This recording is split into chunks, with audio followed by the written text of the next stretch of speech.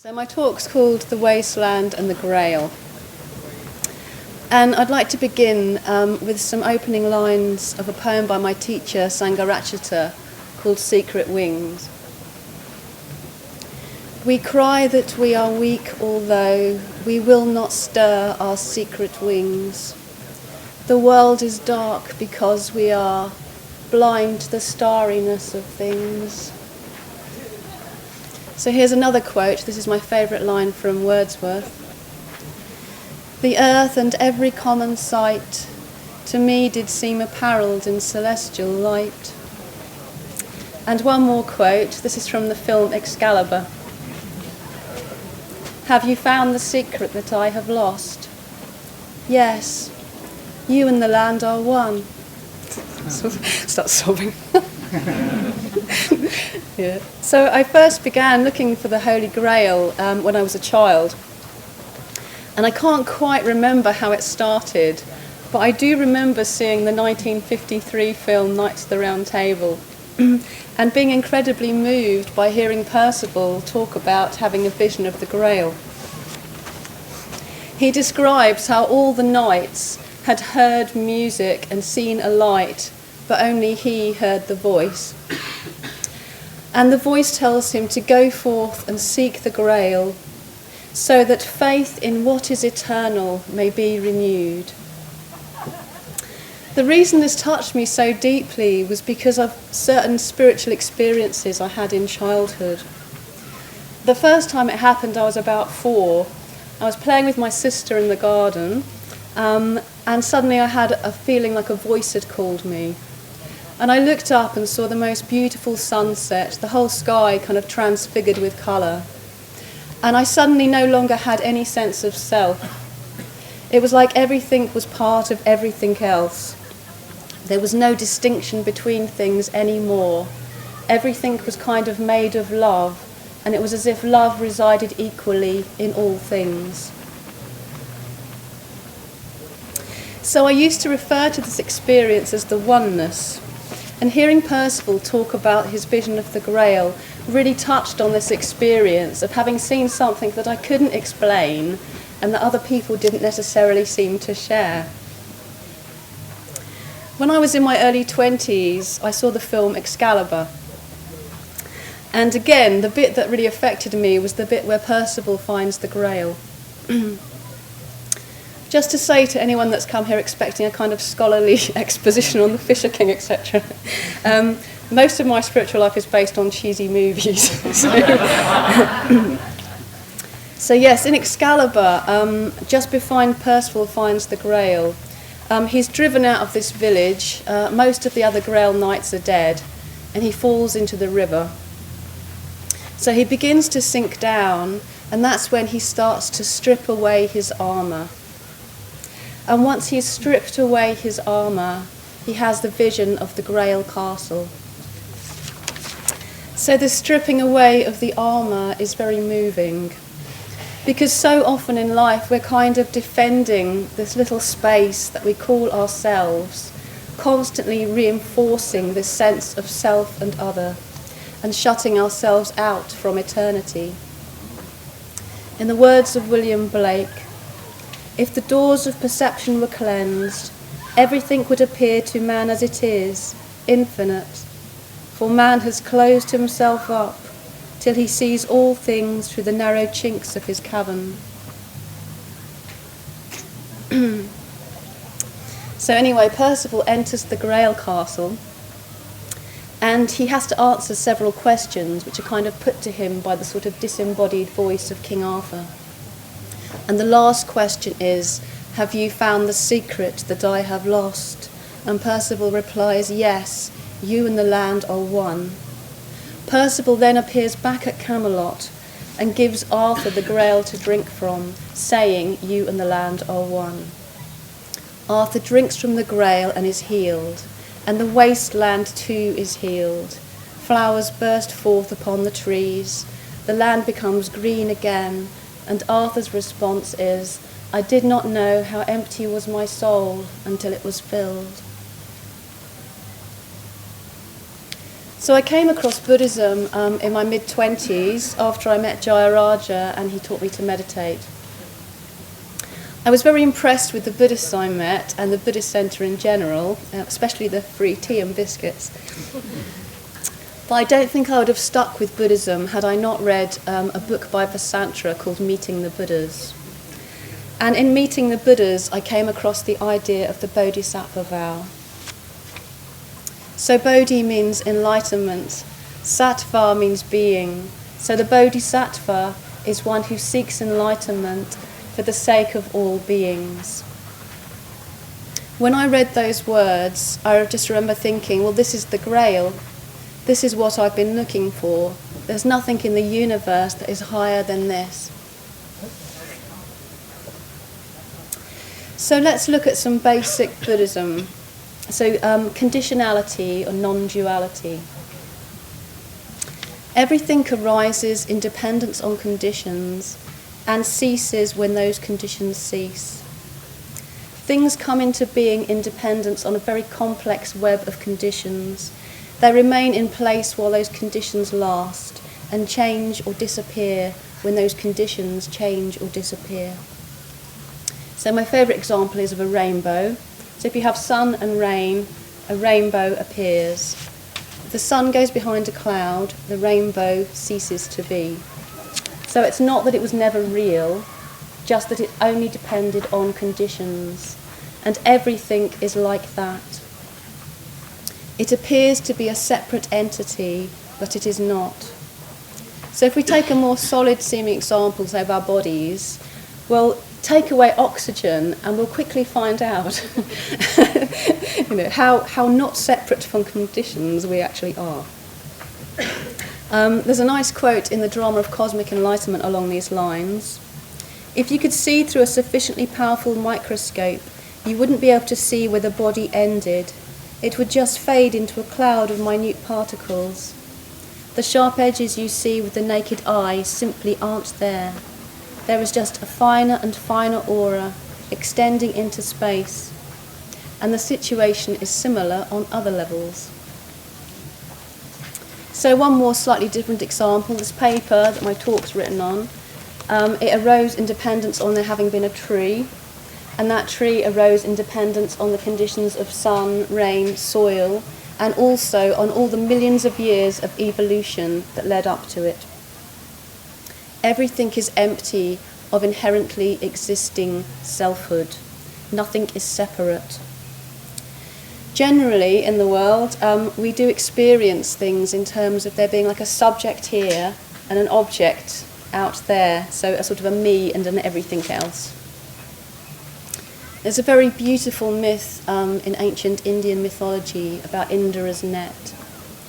So it's said that the god Indra possessed a magical net, and the net was comprised entirely of jewels, and every jewel in the net reflected every other jewel in the net, and their reflections, and the reflections of the reflections. So another quote from the drama of cosmic enlightenment. From the point of view of the highest spiritual experience, everything in the universe, great and small, near and far, reflects everything else. Just got reflected then. All things reflect one another. In a sense, they even contain one another. This truth applies not only throughout space, but also throughout time, so that everything that happens anywhere is happening here, and everything that happens at any time is happening now. Time and space are transcended. So here's another quote from William Blake. To see a world in a grain of sand and a heaven in a wildflower, hold infinity in the palm of your hand and eternity in an hour. So things are not what they seem, and we all have these moments where we have a glimpse of something greater. And the work of the spiritual life, or the Grail quest, is to raise our whole life up in accord with these glimpses. So one of the most important formulations of the Buddhist path is the Noble Eightfold Path. And the Noble Eightfold Path is in 2 parts, 1 part vision and 7 parts transformation. So this is Sahajatara on the subject of perfect vision, the first part. Now this initial spiritual experience, this perfect vision may arise in different ways for different people. There is no uniform pattern. For some people, the path of perfect vision arises as the result of personal tragedy, bereavement, loss. Their whole existence is disturbed as though by a great earthquake. Everything they had cherished or held dear is laid low. In this wreck, in the ruin of their lives, they start questioning, start looking deeper, start wondering about the meaning and purpose of existence. For others, perfect vision may arise by way of a spontaneous mystical experience. It is surprising how many people have had this kind of experience. Some rare moment of ecstasy or insight or tremendous love, which apparently without any preparation possessed them, swept them away, lifted them up into a new dimension and completely altered their outlook on life. Also under the heading of mystical experience, we can include our experience of nature, as when we are overwhelmed by the sight of some wonderful sunset, or when in the countryside we experience a great all-pervading peace, stillness and tranquility. But however it does arise, we should be very careful not to lose it, not to forget it. We should cherish it, dwell upon it, try to deepen it. Allow it to permeate and transform our whole being, our whole way of life. So I have an image which for me encompasses this moment of perfect vision. Can you see that? Yeah? So that for me is perfect vision.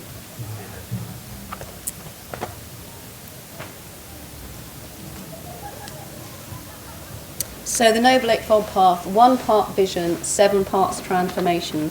And I'm not going to go into the Noble Eightfold Path, but just for completion I'll list all the parts of it. So perfect vision, perfect emotion, perfect speech, perfect action, perfect livelihood, perfect effort, perfect awareness, and perfect meditation. So many people, when they first learn to meditate, find it quite easy. Those were the days. This is called beginner's mind. But as we go deeper, as we become more integrated, more and more of us becomes available to be integrated. So often at first, there's only a relatively small amount of us there to be integrated. So we sit down to meditate and we become concentrated quite quickly. But then maybe 6 months or a year later, meditation becomes more difficult. Absorption becomes harder to achieve because more of us is becoming available to be integrated. So I think we all know those meditations where you're just sitting there just really praying for the bell to go, and you sort of open your eyes and look around and everyone else is like this. Or even worse, on an order retreat. And you feel like a complete failure. We often talk about the unsatisfactory nature of existence, but until you've actually done a 10-day silent meditation retreat with Blockbuster by the Sweet going around your head, you really have no idea.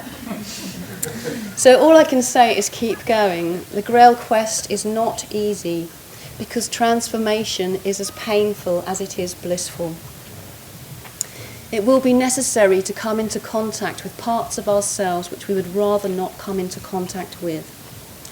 Personally, I've had quite a lot of this kind of material to work with, and I know from personal experience that it can be almost unbearable to have to accept unskillful actions that we have done in the past and ways in which we've hurt other beings. These kind of things, though, they just want to be known. They just want to be seen and accepted back into the whole. So if you think about liquid mercury, how it shatters but can be sort of seamlessly rejoined. Our psyches are like that. A bit like the bad guy in Terminator 2. It's probably not a very good example, that last one. Forget that last one. But if you think about how Mercury shatters, that's kind of what we're trying to do. So there can't be bits that are sort of left out there that we can't bring into the whole. We have to be brave enough to accept whatever is there. We have to welcome home all the pieces with love.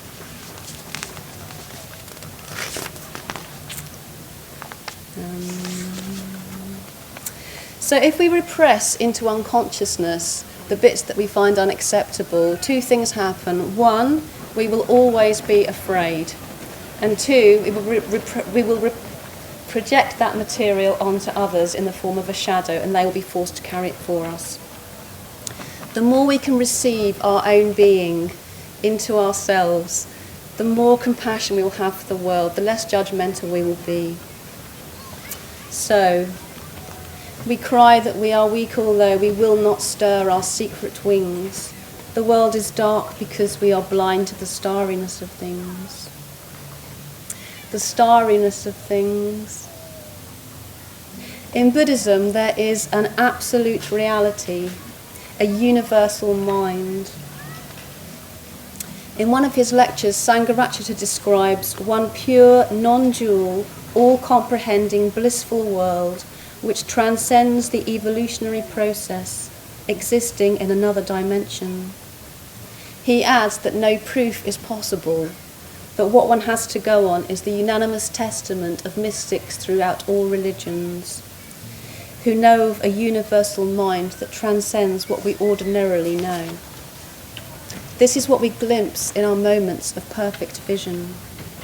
The earth and every common sight to me did seem apparelled in celestial light. You and the land are one. For Buddhism, this absolute reality manifests through the evolutionary process. If it manifested all at once, it wouldn't be a manifestation, it would just be absolute reality. The more complex an organism, the more reality can be manifested. So from a Buddhist point of view, the goal of evolution is to manifest absolute reality or universal mind more and more. So we're talking about human evolution. Personally, I've had some very interesting telepathic communications with cats when I've been tripping, to say nothing of trees. But it does seem that the spiritual life is the remit of human beings. So this is where it all gets kind of interesting or depressing, depending on your current mental state. Because the Buddhist definition of the human state is far more specific than the way in which we normally understand it. So I'm going to bring in the Buddhist symbol of the Wheel of Life.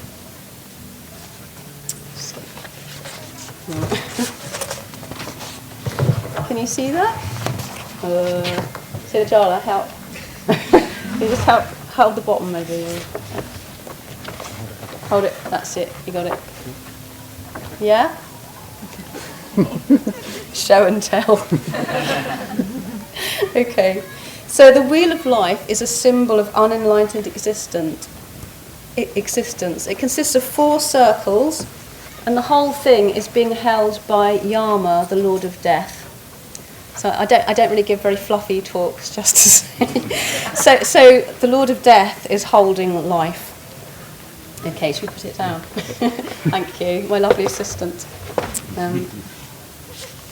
So Death holds the Wheel of Life. And at the centre, we see 3 animals, each biting the tail of the one in front. And these represent greed, hatred, and delusion. So there's a cockerel, a snake, and a pig. The cockerel is craving, the snake is hatred, and the pig is delusion. So notice I said cockerel there. I don't know how people manage to talk about the cock of craving with a straight face. But greed, hatred, and delusion, also known as the 3 poisons, these are the states which control our lives and the lives of all beings. So with craving, we're constantly drawing things to us, constantly wanting things to be the way we want them to be, wanting people to be how we want them to be, and wanting possessions, constantly pulling things to ourselves in order to be happy. Hatred or aversion is the opposite. This is us pushing things away which we do not want. And delusion, the delusion of the subject-object duality, is what keeps the whole thing going. This delusion of feeling that we are a subject in a world of objects, a self that can want other things. In the second circle, one way up, so there's a black and white bit here. We see beings sort of floating upwards and then plummeting downwards. So I think we all know what that's like. Yeah, so that can be rebirth depending on our karma or just mental states in the course of one day. The outer circle is much more complex, and it's to do with karma formations, and I'm not going to go into that at all. But just for people that are familiar with that, quick Buddhist joke. Why did the Buddhist coroner lose his job? Because he kept putting the cause of death as birth. Anyway, it's this third circle which my talk concerns, the 6 realms. So in Buddhism, there are different realms of existence, and these can be seen as objectively existing realms or as corresponding mental states, mental counterparts. So in the 6 realms, first of all, the God realm. I'll just say, Sangharakshita said that sometimes we experience states of mind so strongly that for the time being we seem to actually be existing in another world. And I know for myself, having experienced quite a lot of depression, that it can really seem that you exist in a totally other dimension to other people. I live in Brighton, and I can remember one summer when I was suffering really acutely, just going into town, and I was kind of like creeping around the back streets looking for somewhere to score drugs. And there were all these people in sort of bikinis and no shirts going down to the beach to have a nice time, and it really felt that they were in a totally other universe, the universe in which I was living in. So the God realm is at the top of the wheel. And the God realm is not the easiest realm to make spiritual progress in, which is a bit surprising. The gods live happy, peaceful lives, but eventually their lives do end.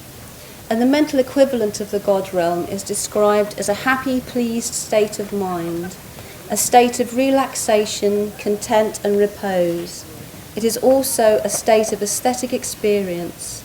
It is even the state of meditation in the more limited sense of the word. So the God realm can be a bit of a Buddhafield festival headspace. So, for example, perhaps we've just come out of the dance tent. The sun is shining, the grass is growing, everyone's being really nice to us. Maybe by now we've even got a bindi. So after going anti-clockwise, there's next the world of the Titans, the anti-gods who want what the gods have. So this is described as a competitive state of mind, a desire to reach the top. It's the world of the career politician and the corporate leader. Next is the animal realm, which unsurprisingly is the realm of animals. It is also the mental state of sensual indulgence. So here's a quote.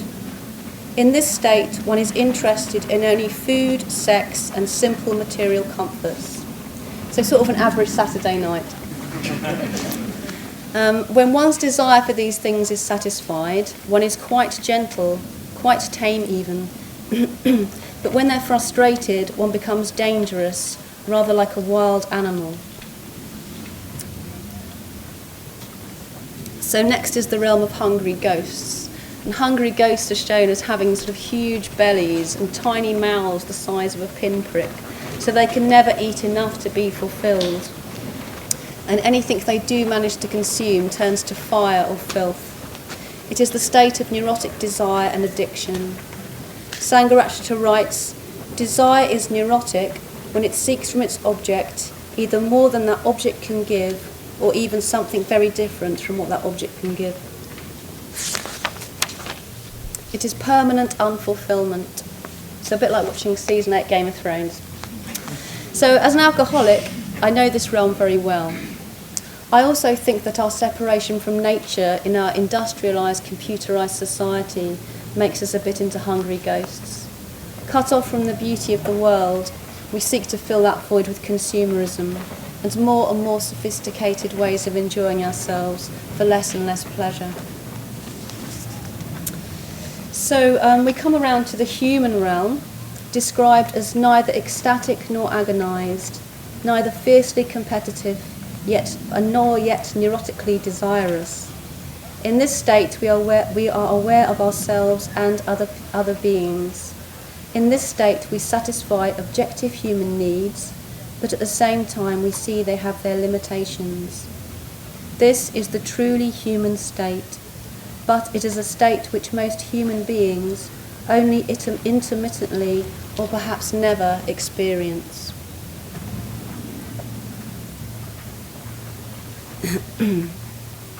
So it is in the human state that we can best make spiritual progress.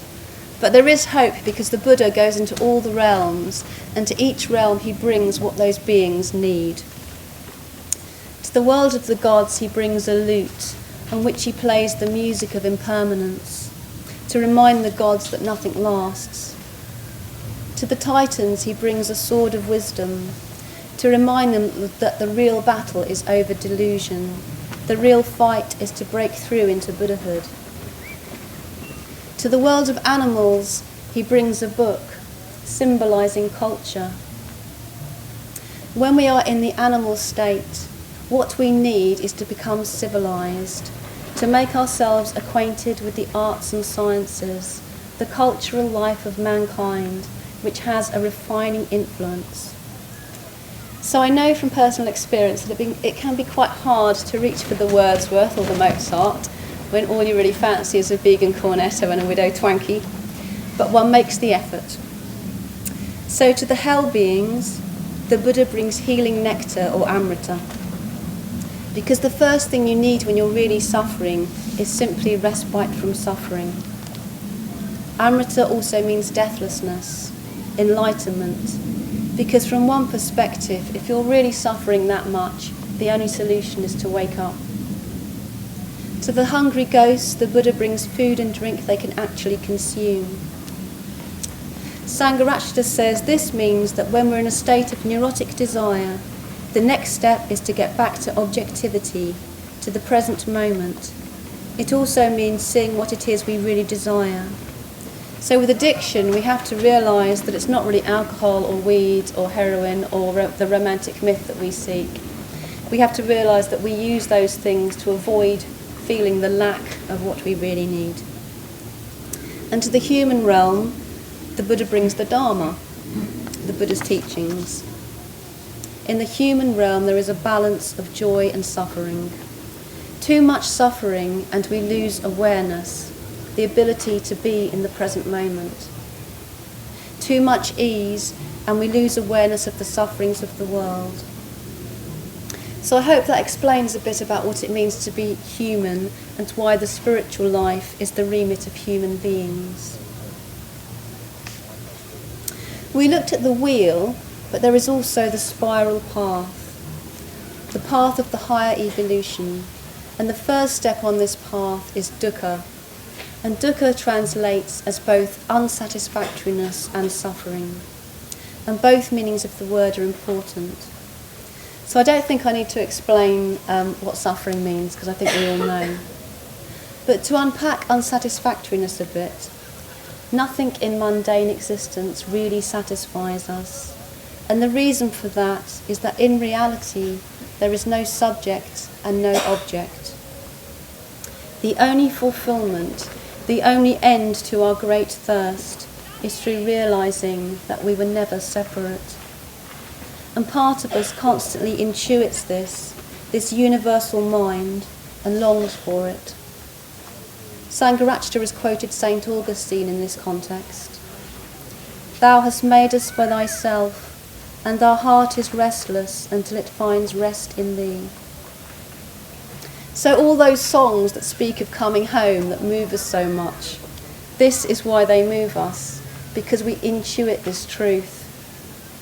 For me, I only have to hear the opening bars of Sailing by Rod Stewart and I start crying. I mean, to be honest, I do cry quite easily at songs. The worst one, actually, was when I was volunteering with the Green Party. I used to do a lot of volunteering with the Green Party. And I remember the first time that I got invited back to the pub after canvassing, I was feeling like really pleased to feel accepted. And there was this really sort of amazing political conversation going on. And I only understood about half of what people were saying. But I kind of felt quite flattered that they might think I understood what they were saying. And then suddenly, Bright Eyes came on the jukebox. And I just remember this moment, this sort of like thrill of horror, as I just sort of thought, oh God, and I imagine their sort of frightened, confused faces as they sort of all looked at me, kind of crumpled like an acid casualty, sort of sobbing over suddenly burned so pale. And it took everything I had to hold it together. But back to Rod Stewart. Rod played a concert near my house last weekend in the cricket ground, and from the cricket ground you can hear the concert. And so I had this whole kind of God realm fantasy that I'd go out into my beautiful garden and that sailing would sort of drift across and I'd have this sort of amazing experience, the sort of voice of the Grail kind of drifting towards me. I am sailing home again. And I was so close. I was standing there in the garden, the guitar solo was in full swing and it was like having sex with God. And Rod was about to kick back in with the most moving part of all, we are sailing. And then my autistic 13-year-old daughter came out into the garden to join me and started sucking my elbow in a weird way. And I was torn, like part of me still like really wanting this God realm experience with Rod and 25 years of Buddhist practice telling me that I had to let go. So I sort of reached a compromise and I said, oh, can we have a hug?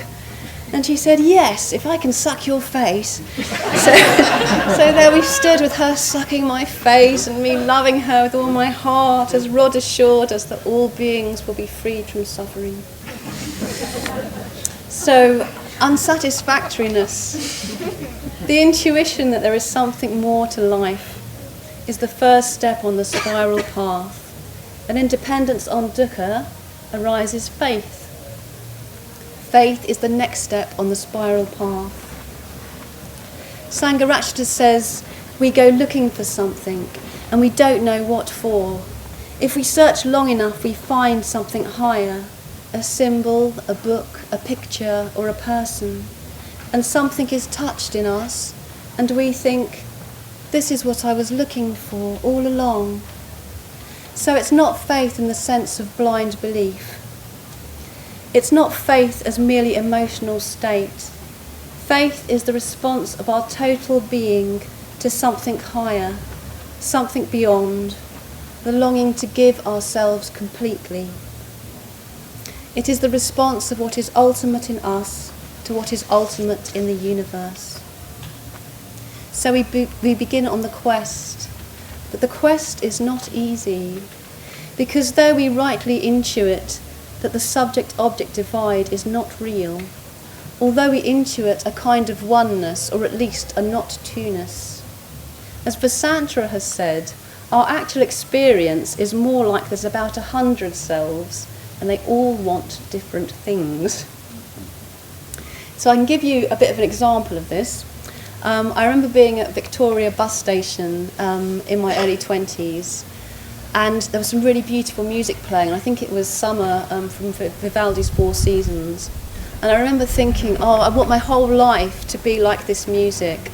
I just want to be really refined and really peaceful.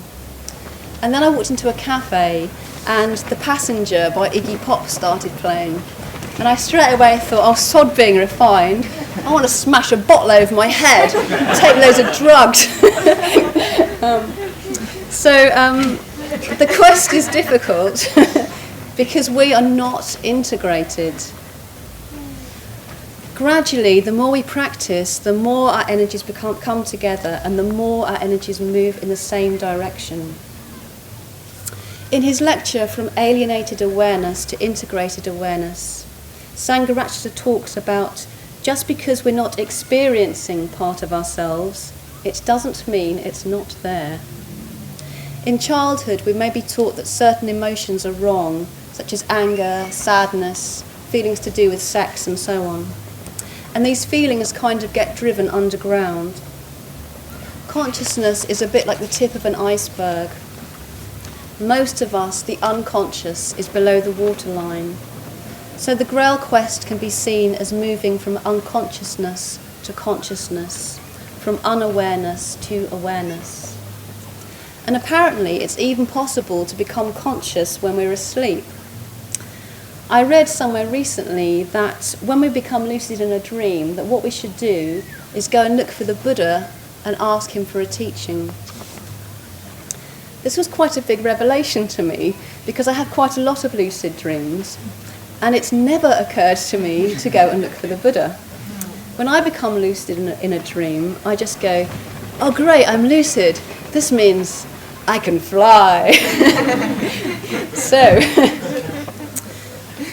even though if you really look, you won't find a thing called a self, there is still something there and it wants to grow. Therefore, rather than overly focusing on trying to see through the illusory eye, most of us would do better to think in terms of unification and integration. Or as Sahajatara said, in other words, it is integration itself which is to be developed.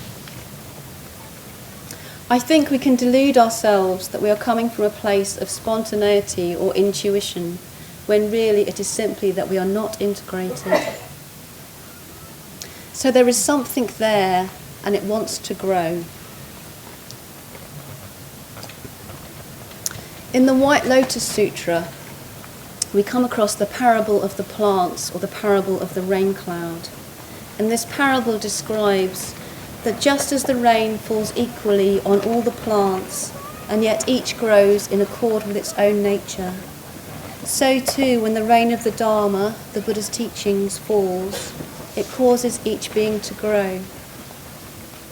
So this is a quote about the parable of the plants. Now, although the rain falls on all alike, and the sun shines on all alike, the plants themselves are all different, and they grow in different ways. It is the same with human beings. They all receive the same truth. They all hear the same spiritual teaching. But the strange, astonishing, wonderful thing is that they all grow in different ways. They all grow in accord with their own nature. So before we move on to the Wasteland as symbol for ecological breakdown, I want to dedicate this talk to my friend Nick. As it turned out, I was one of the last people to speak to him on the phone a few hours before he died. And I'd hoped to go over and sit with him later that day. And I'd even packed a bag to take with me with a book to read to him. But I never heard from him again. And the last thing we talked about on the phone, he said to me, Sahajatara, I'd really love to write a fairy story with you and set it to music. And so I said, oh, what would it be about? And he said, I don't know, but it'd have to be about a wise old man. And then he was quite obviously struggling, and so I said to him, well, what else would it be about? And he said, well, I don't know. And so I said, well, there'd have to be a quest. There'd have to be a quest where you found something which would transform you. And he said, yes. So this talk's for him, and the wise old man is the Buddha, and the quest is for the Grail. So here we are, friends, on the edge of extinction. You and the land are one. This is the secret which we forgot. One of the things that I'm most grateful for is that my childhood was quite wild. It was in the days before the internet. It was in the days even before DVDs, even before videos. And I didn't live in a particularly spectacular part of the world, but wild nature still lay all around us. The population was relatively small and wild nature was relatively big. It was a childhood in which adults were quite distant figures, and we children just used to roam in nature unsupervised. On the downside, we were forced to watch 1970s children's safety films, such as The Spirit of Dark and Lonely Water. Does anyone remember The Spirit of Dark and Lonely Water? Once seen, never forgotten. So it'd be a nice sunny afternoon, you'd just be out going to play, and your mum would sort of say, look, girls, come here, sit down and watch this, and there it'd be. This sort of like Grim Reaper figure in a hood going, I am the spirit of dark and lonely water. You know, it never stopped us playing near ponds, but it did give us nightmares. So I saw a joke on Facebook. I've stopped doing Facebook now, and I can really recommend it. But when I was still doing Facebook, I saw this joke, and it was of a load of people waiting for a train, and all of them were looking down at their mobile phones apart from one person. And it was this sort of joke news headline, and it said, yesterday, someone was spotted looking at the real world. Our alienation from nature really began with the Industrial Revolution. Previously to that, we were very aware of our place in nature.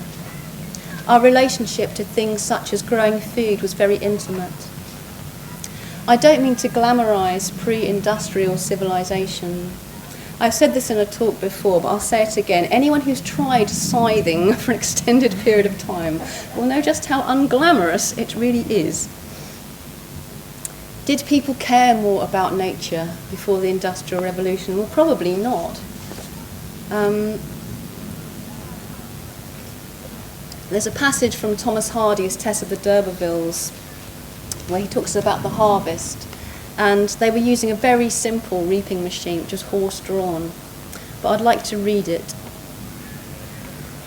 The narrow lane of stubble encompassing the field grew wider and wider with each circuit, and the standing corn was reduced to a smaller and smaller area as the morning wore on.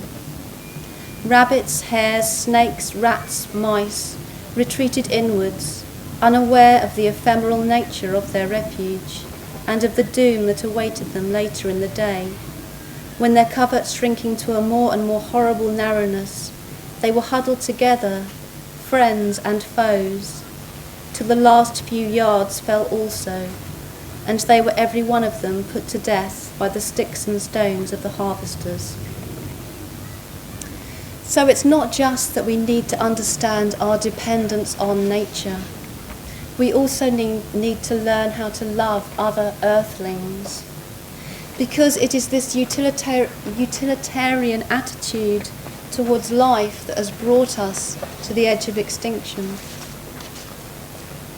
In order to really change the world, we need to understand the teaching of interconnectedness. On February the 14th, 1990, as Voyager 1 was leaving our solar system, Carl Sagan asked that Voyager's cameras be turned round one last time to take one final photograph of the Earth. Starts crying. This image has become known as the pale blue dot. So I realised this isn't a very big picture and that you probably can't see it very well. But just here is this pixel is our Earth.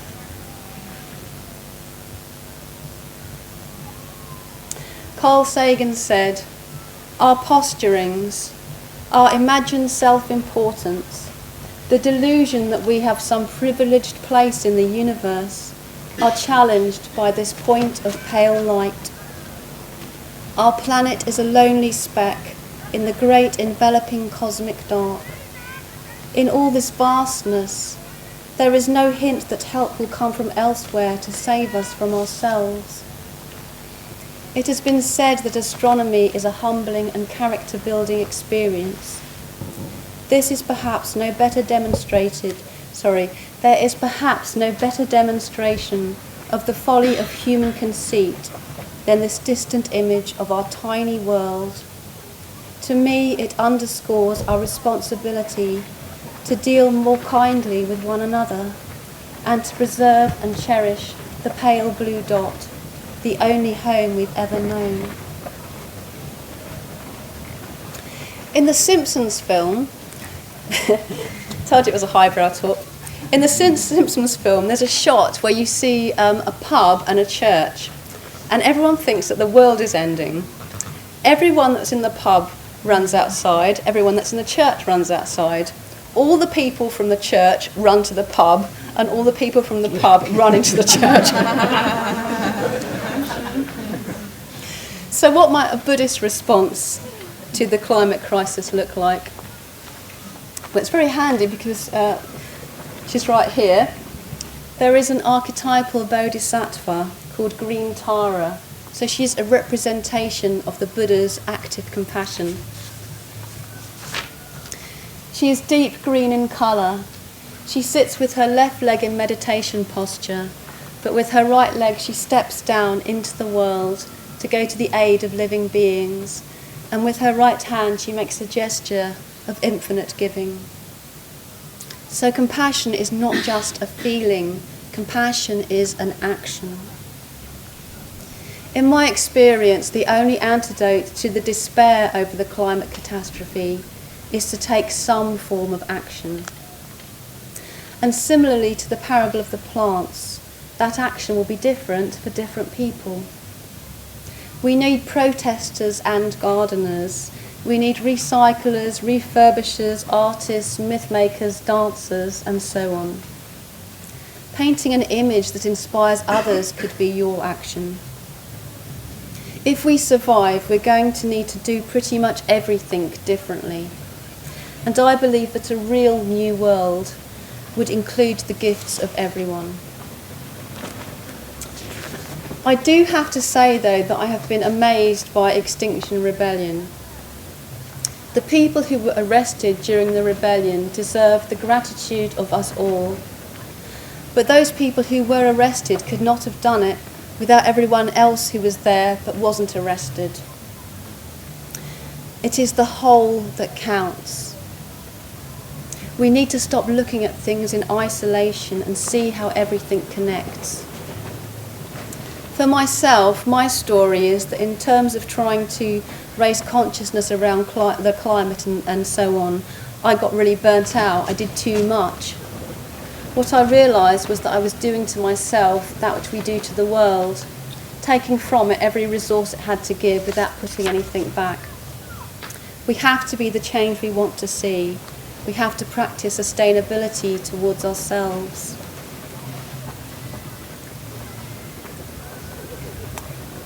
So what if we are too late to save life on Earth? What matters then is the way in which we go down. For Buddhism, world systems come and go, not just worlds, world systems. There is no end and no beginning, and love always matters. Ethics don't assume a certain outcome. We do the right thing because it is the right thing to do. I was working on this talk early in the morning, just before dawn, and I went out into the garden, and my garden's a bit of a nature garden, and I've got my daughter's old baby bath out there full of water for the birds. And it's become kind of like a little mini pond. It's sort of somehow got filled with duckweed, and there's creatures living in it. And on this particular morning, I saw 5 really big snails go down to it to drink. It's been very hot recently, and presumably there wasn't much moisture elsewhere. And I really enjoyed having provided the water for these snails to drink. And my thought about it was, no matter what our end, what we do today still matters. I never got to go and sit with my friend Nick on the day he died, and I never got to read the book that I packed to read to him. I was going to read him the story of the Snow Queen. In the story of the Snow Queen, there's 2 children, a boy, Kay, and a girl, Gerda. And there's also a magic mirror which gets broken. and Kay gets a splinter of the mirror in his eye and another splinter in his heart. He's stricken, and the Snow Queen comes and takes him away. She holds him so close that his heart begins to turn to ice. She takes him to her palace where he becomes a prisoner.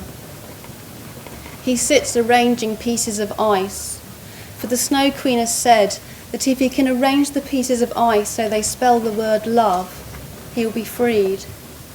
But he couldn't do it. Gerda sets out on a quest to find him, and after many trials she reaches the palace of the Snow Queen, and she finds Kay and she flings her arms around his neck and she cries, and her tears fall on his chest and melt the ice in his heart. He weeps and the splinter of the mirror from his eye is released. When they look down at the floor, the pieces of ice have arranged themselves into the word love, and he is freed. So I never got to read Nick the story, but the point of the story is love. Love always matters, whether you can save someone or not. So I need to wind up shortly, but I'd like to share with you something which I think demonstrates that there is more to the world than just the physical. So I was at Adhisthana, where my teacher Sahajatara lived and where he's now buried. And it was about a week after the funeral. And it was a silent retreat. And I was in meditation in the morning. And meditation wasn't going very well. And I felt really sad that meditation wasn't going very well, because I have a really strong aspiration. And so I found myself praying. And I prayed to Sahajatara, to Bhante. And my prayer went like this: Bhante, if you can still hear me, if you're still there, please give me a sign that I can do this. And the sign will be a white feather, a swan's feather, an unmistakable sign. So anyway, meditation ended and I kind of went about my day. And in the afternoon I went out to do some photography. And I did see some kind of interestingly placed feathers. But I said, Bhante, it has to be a swan's feather. It has to be an unmistakable sign. After the puja in the evening, I went back to my room and Akasha Jyoti had left this little bag of snacks outside my door. She was living there at the time. And in this bag I found vegan chocolate drops, tortilla chips, dates, and this.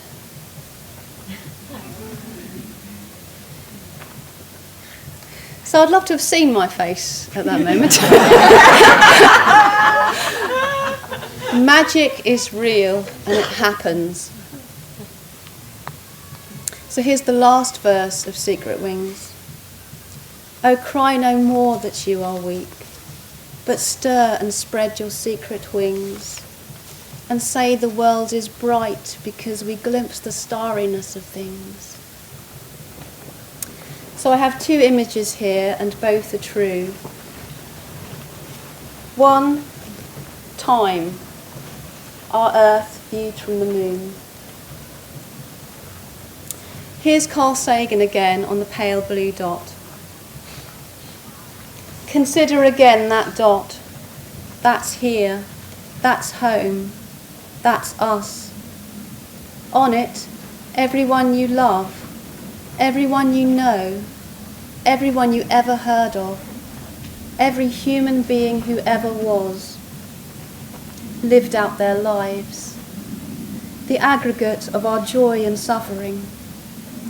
Thousands of confident religions, ideologies and economic doctrines, every hunter and forager, every hero and coward, every creator and destroyer of civilization, every king and peasant, every young couple in love, every mother and father, every hopeful child, every explorer and inventor, every teacher of morals, every corrupt politician, every superstar, every supreme leader, Every saint and sinner in the history of our species lived there, on a mote of dust, suspended in a sunbeam. Have you found the secret that I have lost? Yes, you and the land are one. And here's the last image which we saw earlier. Eternity. The quest. Love always matters. The wheel is inherently broken. If you can walk out of this tent in a couple of minutes and look on someone else with love, it matters. If you see a spider crawling on a busy floor space and you pick it up and you put it somewhere safe, it matters. If you can look at the trees and the sky and the grass and see the beauty, it matters. If we can't save our children from climate catastrophe, the love we give them today still matters. It matters a lot. It matters the most. So I'm going to end with a poem by Kathleen Raine. Because I love, the sun pours out its rays of living gold, pours out its gold and silver on the sea. Because I love, the earth upon her astral spindle winds, her ecstasy producing dance. Because I love, clouds travel on the winds through wide skies, skies wide and beautiful, blue and deep. Because I love, wind blows white sails, the wind blows over flowers, the sweet wind blows. Because I love, the fern grows green, and green the grass, and green the transparent sunlit trees. Because I love, larks rise up from the grass, and all the leaves are full of singing birds.